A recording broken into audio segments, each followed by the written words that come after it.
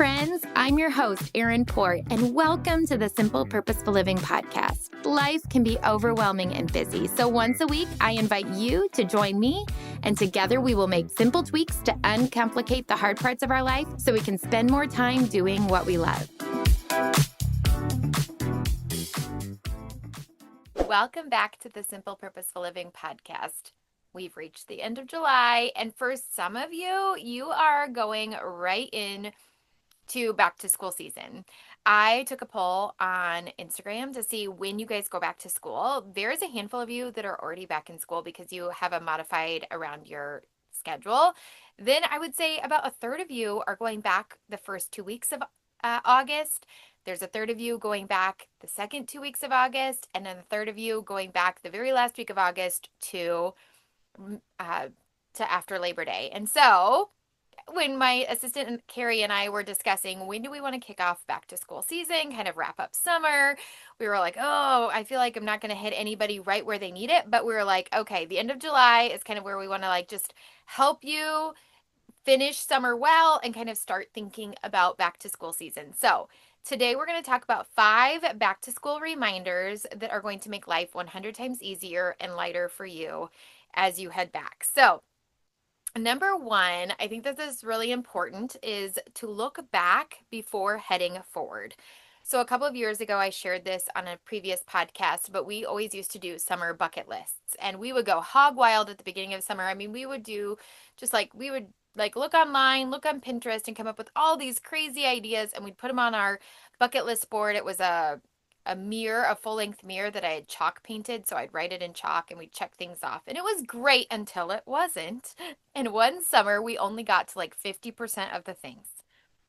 Again, we went hog wild. I mean, there was probably 50 things on that list. I mean, and some of the things were super simple, but we just never got to them. It didn't trick our fancy, all those sorts of things. So I deemed that summer a fail. I was like, I failed as a mom. We didn't get our bucket list done. And as silly as that sounds, as I'm telling you on the podcast, I bet there's a few of you rolling around right now thinking this summer was a failure. Even last summer, I was writing a book and momming full-time and running the business and doing all the things. And I just felt like last season was a really hard season. First of all, I want to encourage you in this, that those seasons come and go. I'm in this season now, this summer, and it looks completely different. And my kids are no worse for the wear last summer, right? Like we didn't get quite as much in last summer. I wasn't able to be as flexible and do as many things. But that was a season, a short season, and that season is over. And then we have this season. Okay, so that's the first encouragement. The second thing I want you to do is in that summer where I deemed it a fail, God kind of brought to mind, like, why don't you do a summer done list? Rather than a summer bucket list, why don't you sit down with your kids and do a summer done list? So we do this every summer now, and I have a printable that you can download for free in my show notes, the summer done list. And what it is a simple rhythm where we just sit down as a family and we're like, what are the things that we did this summer that were really fun? And you just start writing them down.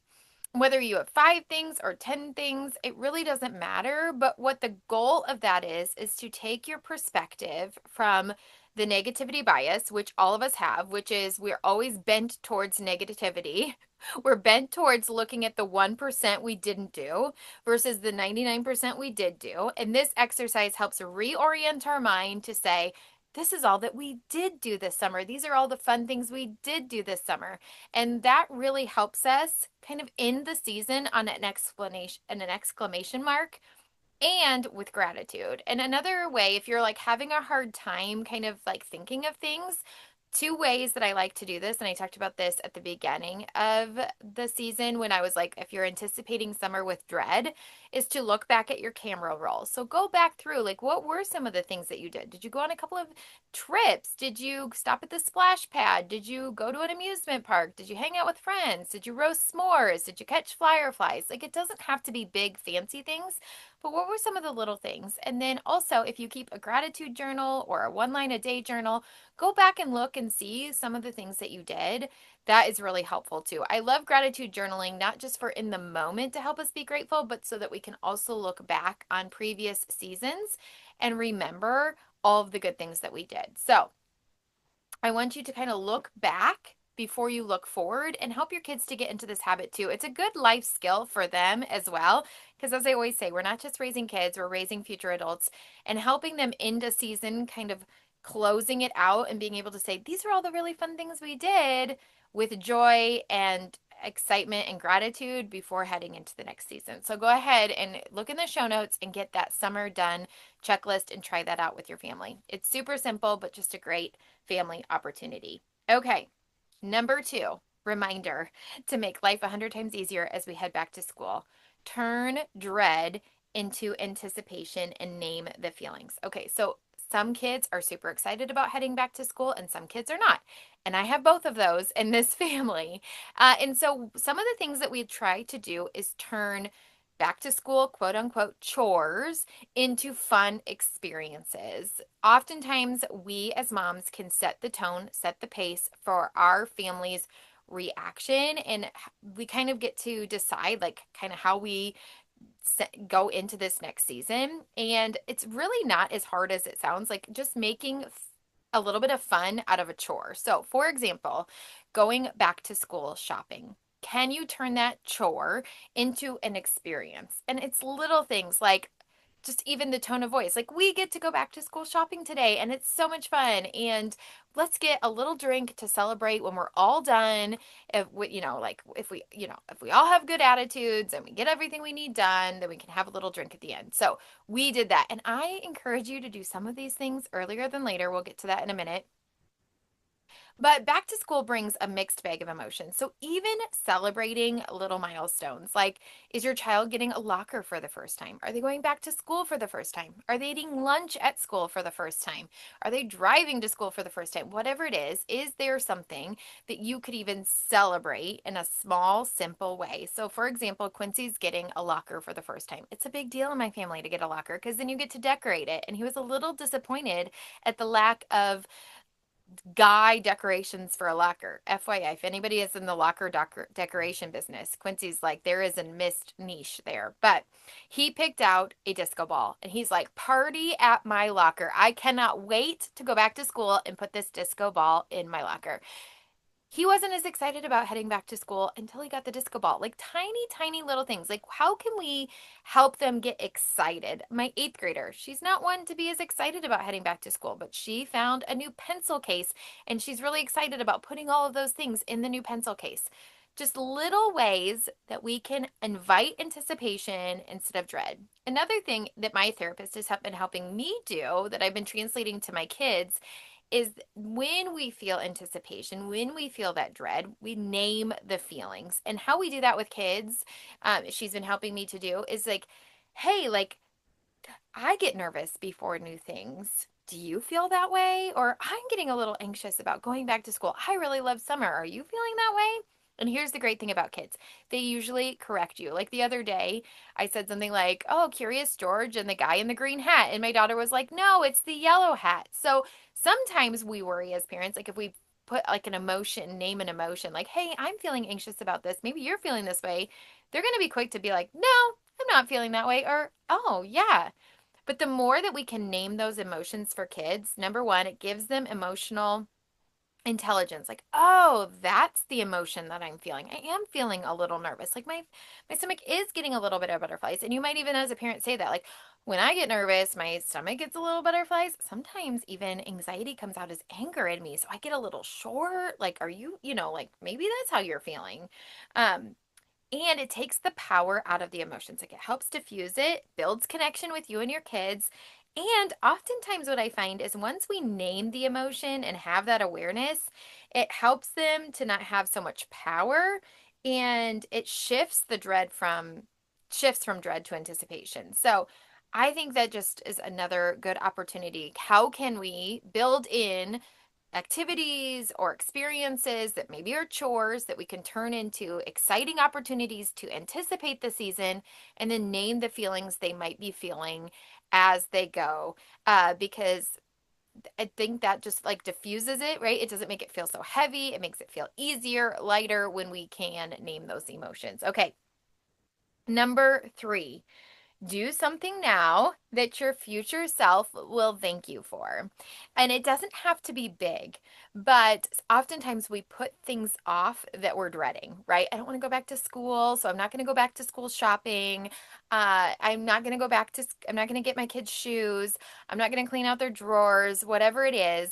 But we do have this summer season, and I can tell you last summer I waited too long to go get shoes and back to school supplies. Both of those things, I waited till August, right before school started. I couldn't find shoes for every kid at the same store that fit that they liked. So it ended up being a whole day ordeal. It was not fun by the end. I was like, just buy some shoes. And same with the school supplies, right? Like I had to go to multiple stores to get everything that I needed. Everything is in stock, everything is on sale. There are shoes in stock at your local sports store or wherever you go. Just do it now. And then you can put it in a bin and you can put it away and you don't have to think about it for 4 more weeks or whatever, how many ever times you have, but just doing something now. Same with like cleaning out your dresser drawers, right? The kids are home from summer, set a timer for 20 minutes and just go through their dresser drawers, see what fits, see what doesn't, clean it out because here's what's going to happen. Those dressers and those closets are going to be way easier to get dressed in the morning when they go to school than they come down in a shirt that looks like a crop top and you're like, you can't wear that to school. Then there's a fit and you're like, oh my goodness, I should have just cleaned out the drawers while they were home this summer. So just think through like, are there things that I could be doing now that I'm going to set up myself for success in a new season, that back to school season, that's just going to make my life 100 times easier? And like I said, common things are getting anything that you need from the store now, going through their dressers and their closets. I like to do this because then I'm more diligent with our money and our budget. Like I'm buying things that they actually need because sometimes they don't need shoes. You could just wash them. That's another thing your future self could do. Like maybe you just need to wash backpacks and spot treat them. Or you want to like make sure you get some things for lunches at Costco that makes it really easy. Or maybe even like plan simple meals or a meal rotation or even any habits that you want them to get into within reason, because then that's the other thing I want to talk about is number 4. So do something now that your future self will thank you for. Just like think about it. But then number 4, don't let anticipation steal the joy of the moment now. Tweak your way forward. So I have a friend who just had babies, twins, and she's like, woo, it is a lot. And I validated her and I said, it is a lot. I remember anytime I added a child to my family, I was like, whoa, right? And our knee jerk reaction in a new season is to mourn the last season, how easy, quote unquote, the last season was, because we feel unsteady in this new season. That is normal. And I think just even bringing awareness to that of like, this next season is new. It's going to take some time to get adjusted. I always tell the story of my grandma who it was her 70th birthday and she was sitting in a lounge chair in the shallows of our lake. And somehow, some way, she fell out of the chair and she thought she was drowning. And it just took my mom to be like, stand up and put out her hand. And she stood back up, right? It was the tiniest tweak. But oftentimes in a new season, we feel like we're drowning. We're flailing. We're like, what is going on? This feels new. This feels unsure. I feel like I'm drowning. This is all foreign to me. And somebody coming alongside you that says, you know what? A new season is different and you're going to find your way one tiny tweak at the time. But what often happens as we anticipate a new season, right? Like my friend just had these twins. She's probably anticipating that for a long time, trying to plan and prepare. We are trying to plan and prepare for back to school season. We can miss the present moment planning and preparing to death for the next season. And while that's good, right? Like I just told you, what can you do now that your future self will thank you for? There is a very fine balance here because we can plan to death for the next season and miss the current season, right? We still have some more summer left to go. And what often happens is we plan to death the next season, and then the next season comes, and all those plans really didn't work out anyway, right? So there are things you can do. Sync your calendar. Like I said, go back to school shopping, those sorts of things. But things like rhythms. You can test out a back to school rhythm, morning and evening routine, if that works for you. But what I often find is until you're in that season, it's hard to do. So, my encouragement to you would be when you get to that new season, then tweak your way to what works for you, right? Don't expect perfection out of the gate. Give yourself and your kids grace to kind of sink into that new season. And every day you just tweak it. When I had first graders in my classroom that first day, right? It was like, keep everybody alive, make sure everybody goes through the lunch line, and we get to the other side, right? And then the first 6 weeks of first grade is basically building those rhythms and routines of this is what it looks like when you come in the door, and this is what it looks like when you sit down at your desk, and this is what it looks like when we go through the lunch line, and this is what it looks like when we come in from recess. And you're going to do that same thing with your kids in the moment of that season. And it's way easier in the moment to do those tweaks than it is to anticipate, because we just can't anticipate properly. So, that is my encouragement to you is yes, I'm sharing this with you at the end of July, but don't let anticipation steal the joy of the present moment. There are things that you can still enjoy right now while preparing for the future, giving yourself grace to know that I'm going to tweak my way to a simpler life in this season when I get to it. Okay? All right, I just want to remind you that. All right, number 5. This is a short one this week because quite frankly, I'm on vacation and I want you to enjoy your last weeks of summer too. Number 5, keep it simple as you transition. All right. We are not trying to win any Pinterest awards. We're not trying to compete with fellow moms, right? Like, keep the traditions simple, keep the meals simple, keep the rhythms and routines simple. Just keep it simple, sweetheart. Kiss, right? When my kids were little and I didn't have a football player that played the first Friday of school, I would plan nothing on Friday night. We would not go to the football game. Now we have to because we have a player. But if you can help it, don't plan anything the first Friday of school. Keep your schedule on that first weekend incredibly open so people can sleep in and they can unwind and they can decompress. Because for us, that first week of school is a 5-day week. It is a marathon, right? I remember when I taught, I lost my voice. I pretty much collapsed on the couch at the end of the week. And if I felt like that as a teacher, I know that's how our kids are feeling as well. And you as a parent, right? We're back into getting up early. We're having to get back into bedtime routines. But who wants to go to bed on time until we're tuckered out, right? So keeping that space open on the calendar for the weekend, this is so simple, but such a tiny tweak that is going to make your life 100 times easier. Pick meals that your family loves. Every single night, dinner winner. Whatever that is for you, you pick the meals that they love, that you know they're going to eat, that are easy to put together. Those are the meals you're going to make the first week of school, okay? Because you're not trying to win any awards. You just want their bellies to be full because they're tired and you don't want to give them one more reason to be exhausted and cranky, right? So, simple meals, give yourself grace, keep the calendar open on the weekend. Do not overschedule yourself that first week and that first weekend of school. And then the last thing I would say is keep your first day of traditions simple. Here's the thing I always tell people: you have to replicate it year after year after year because your kids do not forget. Okay. So, whatever you decide to do for your tradition, make sure that you are willing to replicate it. So, the simpler, the better. Because here's the thing with traditions: it doesn't have to be fancy to be festive and fun for your kids. It can be incredibly simple and still quite meaningful. We do apple nacho bar after school. Okay, I get the caramel dip, I get the apples, the mini chocolate chips, and they have apple caramel nachos after school, and they love them. That's our tradition, and usually walking tacos for dinner because it's a easy, simple, fan favorite dinner. That's what we do. Our pictures in the morning, there's no signs, we just snap a photo because at this point, my teenagers, I'm just glad they're still humoring me to take the photo. But keep it simple. You're going to see a million ideas online. But I just want to ask you, what are you willing to maintain over the long run, over the course of their lives, right? Like, just keep it simple because simple is not a step down.